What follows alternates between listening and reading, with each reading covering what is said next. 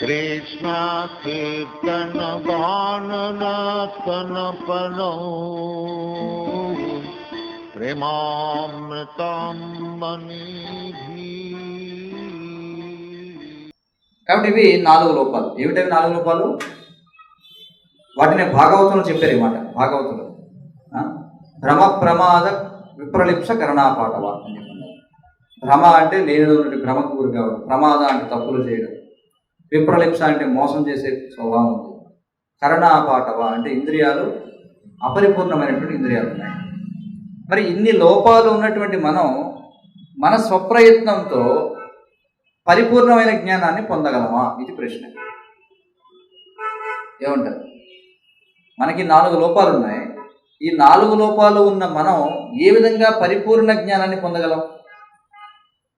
సాధ్యమా? అది చరిత్ర అసాధ్యమని నిరూపిస్తుంది.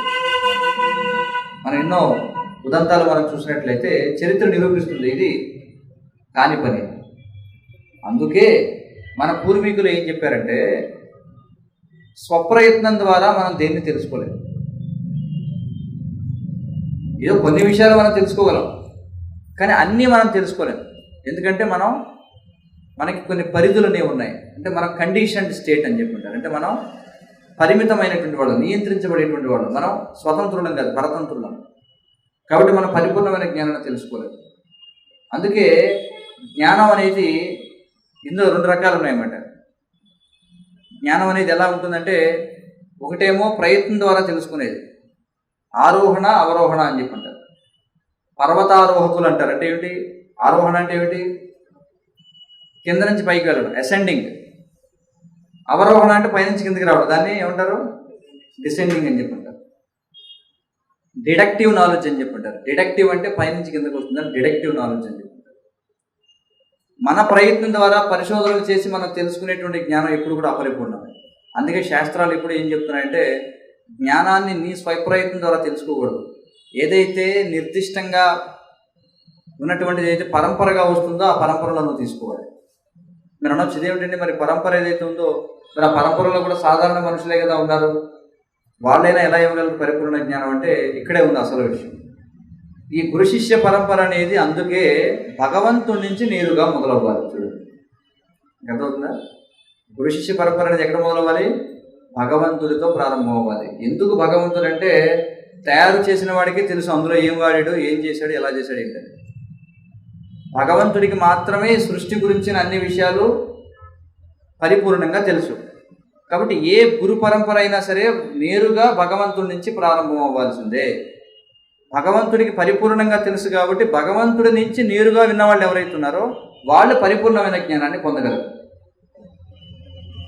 మరి భగవంతుడి నుంచి నేరుగా ఎవరు విన్నారు? బ్రహ్మదేవుడు విన్నాడు. చాలామంది విన్నారు. ఉదాహరణకి బ్రహ్మదేవుడు, అదే ఇక్కడ ప్రహ్లాదుడు చూడే ఉన్నాడు. బ్రహ్మదేవుడు అతని శిష్య పరంపరను అనుసరించు. ఏమన్నాడు ప్రహ్లాదుడు? బ్రహ్మదేవుణ్ణి అతని శిష్య పరంపరని అనుసరించుచు నీ మహిమలను కీర్తించి నిశ్చయముగా నేను అవిద్యాసాగరమును దాటగలను అని చెప్పాడు. అది ఇక్కడ పరంపర అంటే ముఖ్య ఉద్దేశం. మనం ఈ వైదిక జ్ఞానం ఏదైతే ఉందో, శాస్త్రాల్లో ఏదైతే ఉందో, ఇది మనిషి తయారు చేసినటువంటిది. అందుకే దీన్ని అపౌరుషేయాలని చెప్పి అంటారు. ఈ వేద జ్ఞానం అనేది అపౌరుషేయం. అపౌరుషేయం అంటే ఏమిటి? మనలాంటి సాధారణ మనుషులు రచించినటువంటిది కాదు ఈ వేద జ్ఞానం అనేది. ఇదేమిటిది? వీటిని నిగమాలు అని చెప్పి అంటారు. నిగమ అంటే అర్థం ఏమిటి? నిగమ అంటే పైనుంచి కిందికి దిగి వచ్చేది అని అర్థం.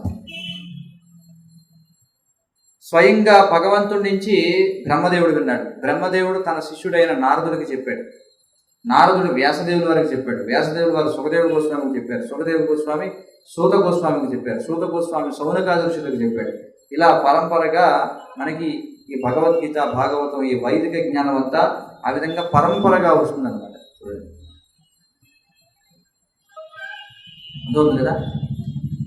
ఈ వేద జ్ఞానం అనేది దీన్ని అబ్సల్యూట్ ట్రూత్ అని చెప్పి అంటారు.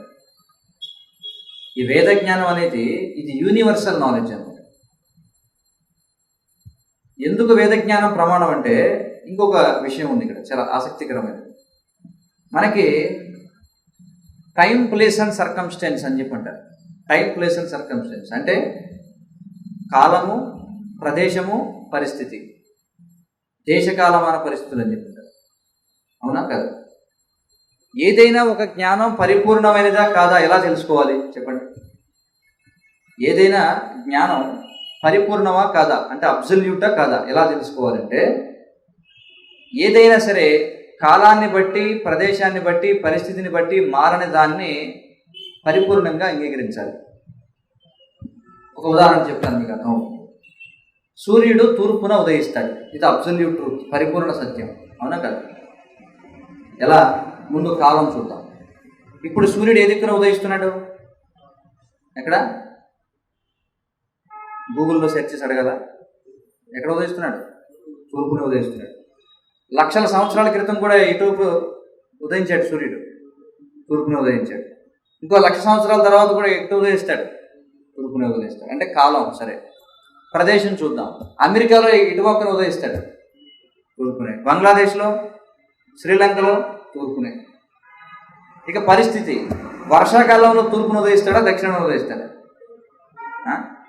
తూర్పునే. శీతాకాలంలో తూర్పునే. అంటే కాలాన్ని బట్టి, ప్రదేశాన్ని బట్టి, పరిస్థితిని బట్టి మారిందా? అది లేదు. దాన్ని ఏమంటారు? దాన్ని అబ్సల్యూట్ ట్రూత్ అంటారు, అంటే పరిపూర్ణ సత్యం అంటారు. సరే, భారతదేశానికి రాజధాని ఏమిటి? ఢిల్లీ.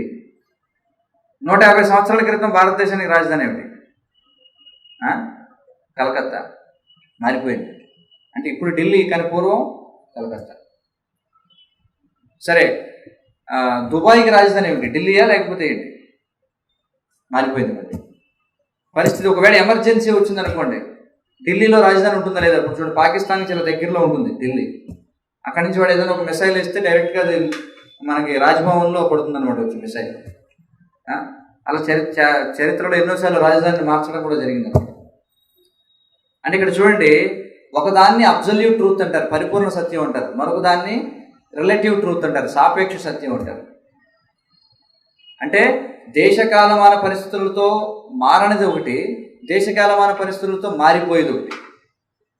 వేదాల్లో చెప్పినది ఏదైతే ఉందో అది దేశకాలమాన పరిస్థితులను బట్టి మారదు. మీకు అర్థమవుతుందా? అందుకే దాన్ని అబ్సల్యూట్ ట్రూత్ అని చెప్పన్నారు.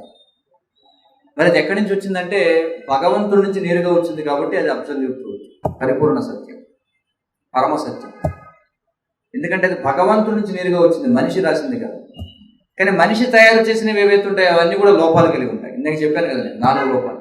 మనిషికి 4 లోపాలు ఉన్నాయి కాబట్టి మనిషి తయారు చేసిన దేనికైనా 4 లోపాలు ఖచ్చితంగా ఉంటాయి.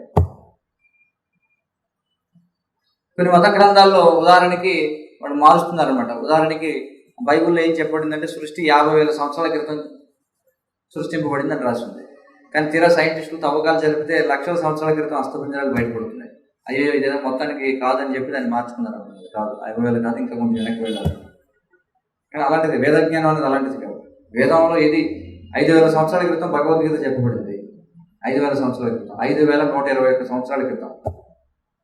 దానికి 12 కోట్ల సంవత్సరాల క్రితం కృష్ణుడు అదే భగవద్గీతని వివస్వానుడికి చెప్పాడు. సూర్య భగవానుడు, సూర్యమండలానికి అధిపతి అయినటువంటి వివస్వానుడికి 5,121 సంవత్సరాల క్రితం ఏదైతే అర్జునుడికి బోధించాడో అదే విషయాన్ని ఉన్నది ఉన్నట్టుగా పొల్లుపోకుండా, తూచా తప్పకుండా 12 కోట్ల సంవత్సరాల క్రితం వివస్వానుడికి బోధించాడు అదే కృష్ణుడు. ఏమైనా మార్చాడా? మార్చలేదు. ఇప్పుడు 5,000 సంవత్సరాలు అయింది, ఏమైనా మార్చామా భగవద్గీతలో? మార్చలేదు. కారణం ఏమిటి? భగవద్గీతలో ఉన్నదంతా కూడా ఏమిటి? పరమ సత్యం, అబ్సల్యూట్ ట్రూత్. కాబట్టి విద్య అంటే which deals with absolute truth. చూడండి, దేనిని విద్య, నిజమైన విద్య అంటే ఏమిటంటే దేశకాలమాన పరిస్థితులను బట్టి మారని దాన్ని విద్య అంటారు. అది నిజమైన విద్య. అర్థం చేసుకోండి. నాలెడ్జ్ అంటే ఇది డెఫినేషన్. జ్ఞానము అంటే ఏమిటంటే దేశకాలమాన పరిస్థితులను బట్టి మారని దాన్ని జ్ఞానము అంటారు. కానీ ఇప్పుడు కాలేజీల్లో, స్కూల్లో చెప్పేది ఏమిటి చెప్పండి? మారిపోతుందా లేదా? ఎప్పటికప్పుడు మారిపోతుంది.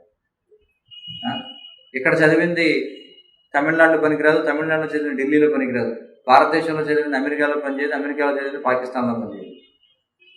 20 సంవత్సరాల క్రితం చదివింది ఇప్పుడు పనిచేయదు, ఇప్పుడు చదివితే మళ్ళీ ఇంకో సంవత్సరం తర్వాత పనిచేయదు. అవునా కదా? మనం చూస్తున్నాం కదా.